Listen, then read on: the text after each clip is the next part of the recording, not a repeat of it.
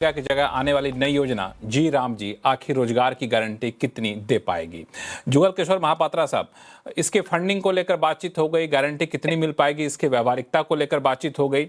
मेरा सवाल अब एक दूसरे पहलू को लेकर के है, जो फंडिंग की जो शर्तें कही गई हैं कि नॉर्मेटिव शर्त होंगी, तो नॉर्मेटिव शर्त अभी के शर्त से कैसे अलग होगी? थोड़ा समझाइए हमारे दर्शकों को। कि अभी तो कोई शर्त नहीं है कि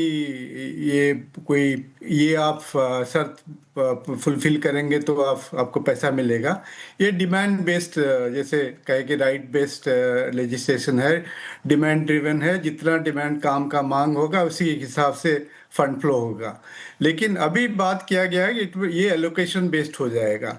तो एलोकेशन कैसे डिटरमिन किया जाएगा, व्हाट कैसे क्या सब नॉर्म्स लगाया जाएगा, उसके बारे में तो कोई एक्ट में नहीं है। तो उसमें कहा गया है act as would be notified by the central government. तो मेरे ख्याल में अगर नॉर्मेटिव करना भी था, और सरकार चाहते हैं कि ये नॉर्मेटिव हो, नॉर्मेटिव एलोकेशन का शर्त कैसे होगा, प्रिंसिपल्स क्या होगा, क्राइटेरिया क्या होगा, वो अगर लॉ में रहता तो अच्छा होता। नहीं तो डिस्क्रिशनरी हो जाएगा, फिर कॉन्टेस्टेबल हो जाएगा। सारे स्टेट्स के, कुछ स्टेट्स के वो शर्त को आपत्ति रहेगा। तो अच्छा होता कि अगर भी नॉर्मेटिव करना चाहते हो तो उसके बारे में तक भी हो, उस जो महापात्रा साहब, सहमति नहीं है। हालांकि आपका लेकिन नॉर्मेटिव अनुभव, भी कैसे होता? हाँ, हालांकि आपका अनुभव काफी ज्यादा है, लेकिन मेरा मानना है कि वो जो कंडीशन है, कंडीशन को, शर्तों को कानून में, एक्ट में रख देने से दिक्कतें बढ़ जाती। कभी कोई जरूरत पड़ जाए, अचानक से कोई नई चीजें जोड़नी पड़ जाए, तो फिर आपको उसके लिए पार्लियामेंट से अमेंडमेंट लेना पड़ जाएगा। नहीं, उसके भी ये देखिए, नरेगा लॉ में एक यूनिकनेस था कि दो शेड्यूल था पहले। ओरिजिनल एक्ट में भी शेड्यूल 1, शेड्यूल 2, ये दोनों शेड्यूल सरकार अपने लेवल पे चेंज कर सकते हैं। और खाली नोटिफिकेशन करना है, तो फ्लेक्सिबिलिटी भी दिया जा सकता है। लेकिन वो अगर कानून में रहता है तो उसका मजबूती ज्यादा रहता है। तो लोगों को पता चलता है, स्टेट्स को पता चलता है, सम अमाउंट ऑफ ट्रांसपेरेंसी रहता। तो वो भी नहीं है। एक अम्ब्रेला लिस्ट टाइप से होनी चाहिए। सिराज हुसैन साहब, देखिए सबसे इंपॉर्टेंट बात यह है कि सेंट्रल गवर्नमेंट डिसाइड करेगी कि किस जिले में काम होगा।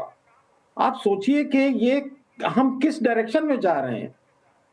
अगर सेंटर ये डिसाइड करेगा कि किसी एक स्टेट के कौन से जिले में काम होगा, कब काम होगा, तो ये तो एक तरीके से खत्म ही है। फिर गारंटी क्या बची? बस मैं एक बात और कह के अपनी बात खत्म करता हूं। आप अपने व्यूअर्स को बताइए कि डाउन टू अर्थ मैगजीन ने पूरे नरेगा के कामों का एक बहुत विस्तृत जायजा लिया था, और ये पब्लिश हुआ था मार्च 16, 2021 के इशू में। इसके बारे में तमाम भ्रांतियां हैं कि ये पैसा बर्बाद हो रहा है, ये हो रहा है, वो रहा। तो आप अपने दर्शकों से कहिए और अपने एक्सपर्ट से कहिए कि वो डाउन टू अर्थ का ये इशू जरा दोबारा पढ़ लें।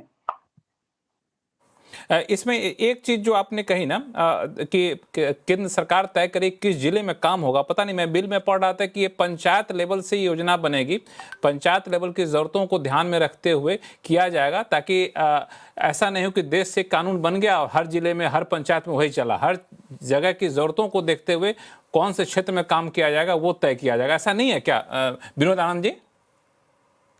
देखिए लक्ष्मण जी, मैं आपको कुछ एक दूसरा आंकड़ा देता हूं। हमारे भारत में 788 जिले में 15 जिले ऐसे हैं जो देश की 50% जीडीपी में योगदान देती है। क्या आपको मालूम है?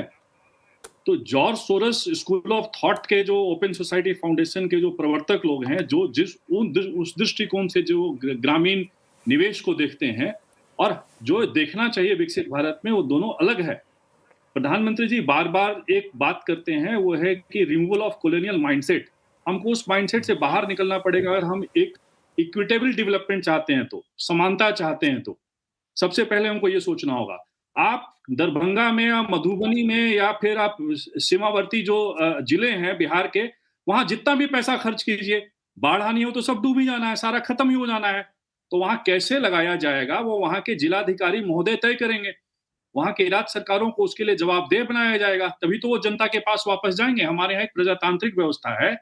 ऐसा नहीं है कि जो हमारे यहाँ दिल्ली से बैठ करके सिविल सोसाइटी तय कर देगी और सिविल सोसाइटी कोई एक्टर तय कर देंगे बड़े बड़े अर्थशास्त्री जो विदेशों में भी जिनके तार जुड़े रहते हैं, बहुत सारे सेमिनार कॉन्फ्रेंसेस में, मैगजीन्स में छपते रहते हैं, छापे जाते हैं, उनके आधार पर हमारी नीतियां बनेगी। हमारी नीतियां वैसे बनेगी ना जो पंचायत जिस तरीके से चाहेगा, क्योंकि ये पैक्स टू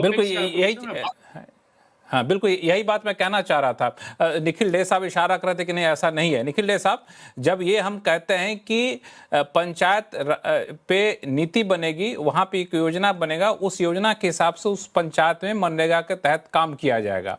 जल संरक्षण हो, चाहे पर्यावरण संरक्षण हो, पंचायती राज का इंफ्रास्ट्रक्चर डेवलप करना हो, ये सारी चीज़ तो हर पंचायत में होता ही होता है, इसकी जरूरत तो होती है। तो मैं पहले ये स्पष्ट करना चाहता हूं, फिर से मुझे लगता है कानून को पढ़ने की बहुत आवश्यकता है। कानून का सेक्शन 5(1) जो रोजगार की गारंटी दे रहा है, आप यदि पढ़ेंगे तो मैं एक बार पढ़ूंगा 2 मिनट कि save as otherwise provided the state government shall in such rural areas in the state as may be notified by the central government provide to every household whose adult members volunteer to do unskilled manual work। तो केंद्रीय सरकार जो जगह तय करेगी वहां राज्य सरकार उनके 125 दिन का मैनुअल वर्क करेगी, का सृजन करेगी। ये बात समझना जरूरी है। उसके बाद बिल्कुल सही है, वहां की पंचायत प्लानिंग करेगी, आज भी नरेगा में करती है। वहां केंद्रीय सरकार ने 264 किस्म के काम को हाँ भरा है कि आप इनमें से करो, ये प्रोडक्टिव एसेट्स होने चाहिए।